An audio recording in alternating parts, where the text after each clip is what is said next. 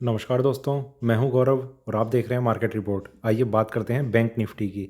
दोस्तों, अभी आपकी स्क्रीन के सामने बैंक निफ्टी का चार्ट है जिसकी एक्सपायरी 26 नवंबर को होनी है। और उसे देखते हुए, इस चार्ट को देखते हुए जिसमें मैंने 5 मिनट के टाइम फ्रेम को लगाया हुआ है, क्या सपोर्ट और रेजिस्टेंस लेवल हमें नज़र आएंगे, उन पर हम बात करेंगे। और फिर हम बात करेंगे कि उन्हें देखते हुए हमारा आगे का क्या व्यू है, हमें बाइंग करनी चाहिए, सेलिंग करनी चाहिए, या थोड़ा सा वेट करना चाहिए किसी भी ट्रेड में एंटर करने से पहले।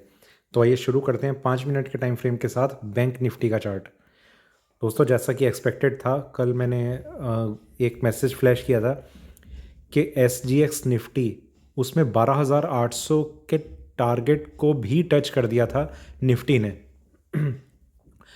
आप मेरे पिछले वीडियोस देखेंगे, मैंने उन पे ऑलमोस्ट हर वीडियो में मैंने इस चीज़ का जिक्र किया है कि निफ्टी का जो मेरा टारगेट प्राइस है वो 12,800 से 13,000 के बीच में। और ये मैं तब से कह रहा हूँ जब निफ्टी 11,000 मतलब 11,700 के आसपास या शायद उससे भी नीचे ट्रेड कर रहा था। तब से मैं इस टारगेट की मैं बात कर रहा हूँ। 12,800 को ब्रेक कर दिया और उसके बाद वहाँ पर एस जी एक्स निफ्टी में थोड़ी सी करेक्शन देखी गई, जिस वजह से यहाँ पर निफ्टी की जो ओपनिंग हुई वो बहुत ज़्यादा गैप अप ओपनिंग नहीं थी। पर उसमें हमें एक चीज़ देखने को मिली कि बैंक निफ्टी ने काफ़ी एक तेज़ी दिखाई। मार्केट जो था वो खुला ही इतनी ऊपर 28,000 के आसपास। इसमें बैंक निफ्टी में भी अगर आप मेरे वीडियोस रेगुलरली देख रहे हैं बैंक निफ्टी के, तो मैं एक प्राइस की बात करता था 27,700। ये बहुत ही मेजर ब्रेकआउट लेवल था इसका, जिसकी मैं बार बार मैं बात करता था। ओपनिंग प्राइस भी यही रहा और यहीं से मार्केट ने ऊपर की तरफ जाना शुरू कर दिया। एक स्ट्रेंथ बनती चली गई और नए पे नए हाई लगते चले गए। यहाँ थोड़ी सी करेक्शन आई, मार्केट ऊपर गया। 28,847 इसका लास्ट ट्रेडिंग प्राइस रहा। आइए चलते हैं 15 मिनट के टाइम फ्रेम की तरफ, वहाँ देखते हैं कि किस तरीके का व्यू नज़र आ रहा है हमें। दोस्तों, यहाँ अगर हम देखें तो ये जितने भी चार्ट हमें नज़र आने हैं डिस्प्ले में, इन सब में आप देख रहे हैं कि मार्केट लगातार ऊपर की तरफ बढ़ता रहा है।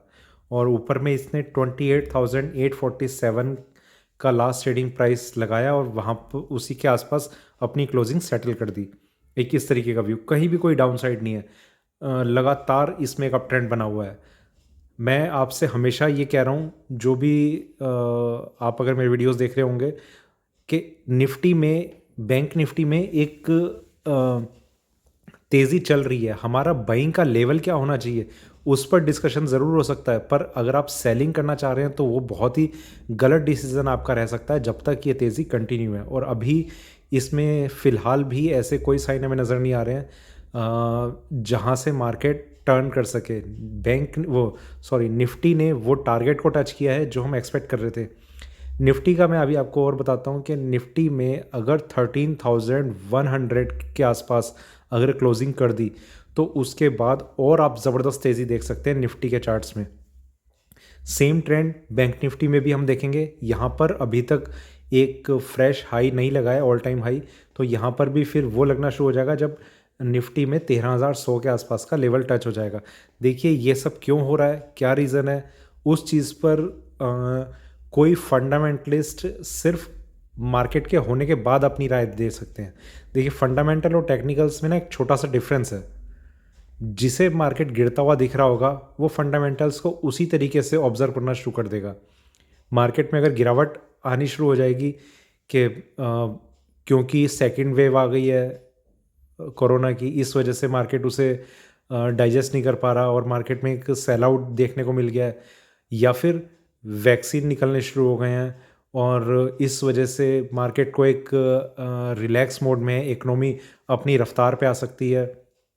देखिए, फंडामेंटल्स उस पे डिपेंड करते हैं कि जो हो जाए और उसके बाद फंडामेंटल्स निकल के आते हैं। पहले कोई फंडामेंटल नहीं रहता, सिर्फ टेक्निकल्स हमारे सामने रहते हैं।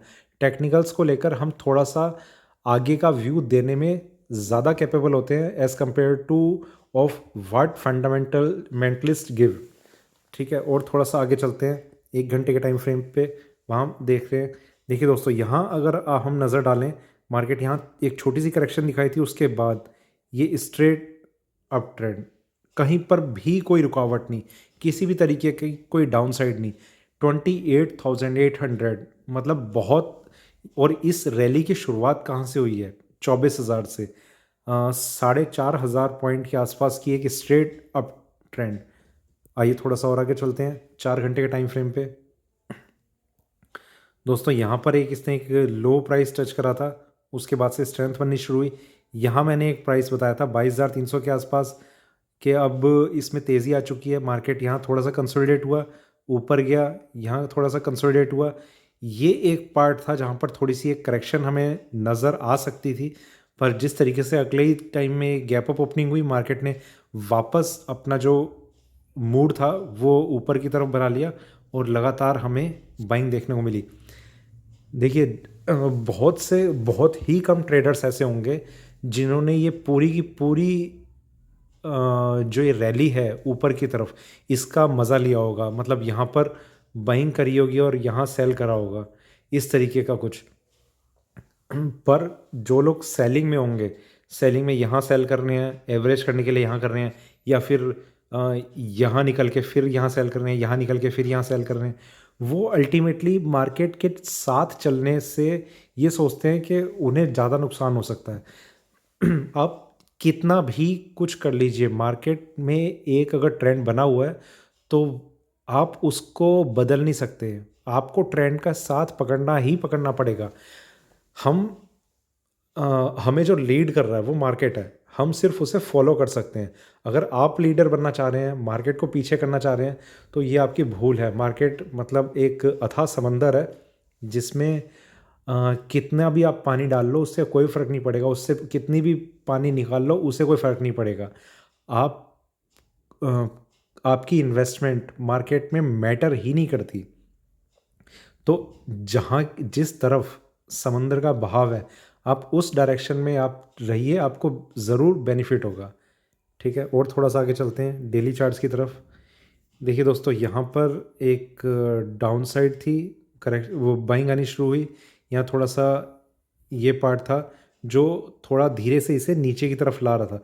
उसके बाद कंटिन्यूसली 1 2 3 4 5 6 7 7 कंटिन्यूसली ग्रीन कैंडल, और ये भी छोटी मोटी नहीं है, बहुत ही मेजर गैप अप ओपनिंग और ऊपर की तरफ, गैप अप ओपनिंग और ऊपर की तरफ, इस तरीके का ट्रेंड हमें देखने को मिला है।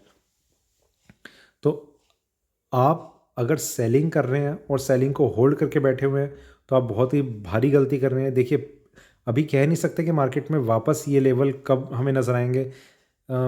ये बिल्कुल उस तरीके का ट्रेंड है जिस तरीके का हमने कॉपर में देखा, सिल्वर में देखा।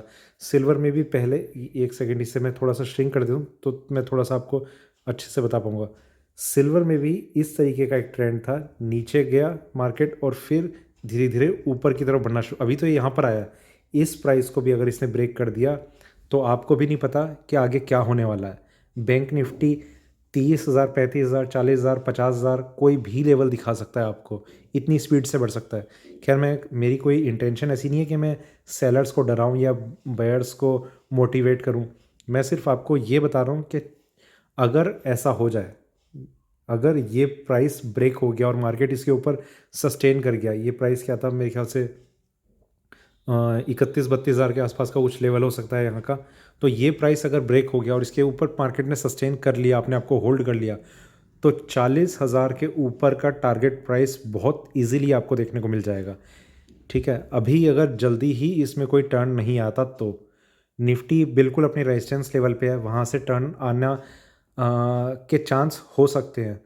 तो आप निफ्टी में अभी ये वेट करना चाहिए कि 13,100 के ऊपर मार्केट अपने आप को क्लोज कर पाता है या नहीं। अगर क्लोज कर गया और ज़्यादा आप स्ट्रेट अपवर्ड रैली देखेंगे। वापस चलते हैं 1 घंटे की तरफ। वहाँ हम देखते हैं कि कौन से ऐसे लेवल्स हैं अब हमारे लिए जो इम्पोर्टेंट रह सकते हैं, या फिर मैं ये कहूँगा कि 1 घंटा भी नहीं, हमें 15 मिनट की तरफ एक नज़र डालनी चाहिए। देखिए दोस्तों, यहाँ पर मैं आपको बताता हूँ कि सबसे पहला जो लेवल है आपका, मार्केट में अगर थोड़ी सी भी कोई करेक्शन आती है तो सबसे पहले इंट्राडे में अगर मार्केट को कंसोलिडेशन फेज़ में जाना है तो इस प्राइस लाइन को ब्रेक करना होगा। ये लाइन है 28,300। इस लाइन को जब ब्रेक कर देगा तो मार्केट इंट्राडे लेवल में कंसोलिडेशन में आ सकता है, या फिर वो इंट्राडे लेवल की जगह वो थोड़ा सा ट्रेंड नीचे की भी तरफ कर सकता है, क्योंकि उसका रीज़न ये है जो ट्रेंड ऊपर की तरफ इस तरीके से बनता हुआ आ रहा है। ऐसे टाइम में अगर थोड़ी सी भी एक करेक्शन आ जाए मार्केट में, जो सेलिंग होती है वो काफ़ी स्पीड से आती है। ये पहला लेवल है जो मैं आपको बताना चाहता हूँ, जो आपके लिए इंट्राडे और फिर वो डेली कैरी ओवर पोजिशन के लिए भी काम करेगा नहीं करेगा, वो उस दिन के ट्रेंड पे डिपेंड करेगा। दूसरा प्राइस वो थोड़ा सा नीचे रहेगा, यहाँ कहीं पर इसकी वैल्यू बनेगी, ये है 27,670। इस प्राइस के नीचे अगर मार्केट आकर अपने आप को होल्ड कर लेता है थोड़ा सा, देखिए सस्टेन करना इसके नीचे ज़्यादा ज़रूरी है। अगर सस्टेन नहीं कर पाता, मार्केट नीचे आ रहा है और कोई कैंडल इस तरीके से क्रिएट हो जाती है, तो इसे नीचे नहीं माना जाएगा। इसके नीचे एक दो कैंडल्स अगर क्रिएट हो जाए तो मार्केट में जो डायरेक्शन है वो धीरे धीरे नीचे की तरफ बनने की शुरुआत हो सकती है। सेकेंड एंड लास्ट वो प्राइस है यहाँ कहीं 26,420। इस प्राइस को भी अगर मार्केट ब्रेक कर देता है तो मार्केट वापस रिवर्सल मोड में आ जाएगा। तो जब तक 26,400 के ऊपर है तब तक आप सेलिंग में कोई पोजिशनल व्यू बना के ना चलें। इंट्राडे में भी अगर आप सेलिंग कर रहे हैं तो मेरी रिकमेंडेशन आपको ये है, बहुत छोटे टाइम के लिए आप सेलिंग कीजिए, और सेलिंग करते ही आप मार्केट से, मतलब ये सेलिंग अगर आपने अभी करी है 15 मिनट, आधा घंटा, 1 घंटा मैक्सिमम आप होल्ड करके रखिए और आप मार्केट से एग्जिट कर जाइए। मार्केट अगर आपके प्रॉफिट की जगह वो ज़रा सा भी वो लॉस में कन्वर्ट हुआ, आप वहीं पर आप उस कंडीशन में आ जाएंगे कि अब क्या करें, क्योंकि आपको भी पता है कि ट्रेंड जो है वो ऊपर का है। आप ऐसा ना हो जाए कि आपकी पोजीशन फंसी रह जाए और आप जो अभी तक आप प्रॉफिट देख रहे थे वो कहीं ना कहीं लॉस में कन्वर्ट हो जाए। तो इस चीज़ का आपको थोड़ा सा ध्यान रखना होगा। तो ये था मेरा बैंक निफ्टी पे अभी का वीडियो अच्छा लगे तो लाइक करें, शेयर करें, बने रहें मेरे साथ, देखते रहिए मार्केट रिपोर्ट। धन्यवाद।